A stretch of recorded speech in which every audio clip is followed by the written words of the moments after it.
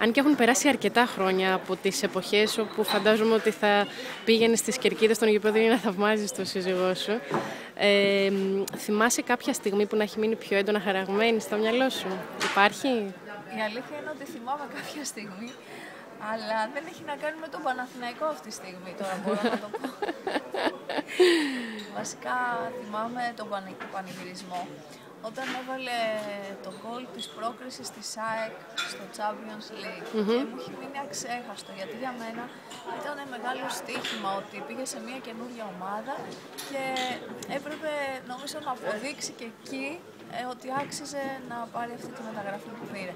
Και δεν σου κρύβω ότι επειδή οι γονείς μου ήταν εκτζίδες, υπήρχε και μια φιλική απέναντι στην ομάδα στάση από την πλευρά μου. Αυτή τη στιγμή τη θυμάμαι έντονα. Κάποια με τα πράσινα όμως υπάρχει? Αν και ήταν περισσότερα τα χρόνια, ενδεχομένως περισσότερες και στιγμές.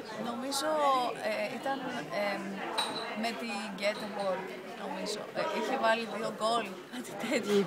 Δεν είμαι καλή. Και ποτέ δεν παρακολουθούσα εγώ ποδόσφαιρο. Τώρα έτυχε και παντρεύτηκα ποδοσφαιριστή, όντας ένας άνθρωπος που δεν είχε καμία σχέση με το ποδόσφαιρο. Ενώ παρακολουθούσε η οικογένειά μου. Εμένα δεν μου άρεσε ποτέ, να σου πω την αλήθεια. Με ζαλίζει λίγο. Το αγάπησες όμως μέσα από τον Δημήτρη? Ναι, το αγάπησα μέσα από τον Δημήτρη, αγάπησα πολύ τον Δημήτρη γι' αυτό, οπότε αγάπησα κάθε του κίνηση.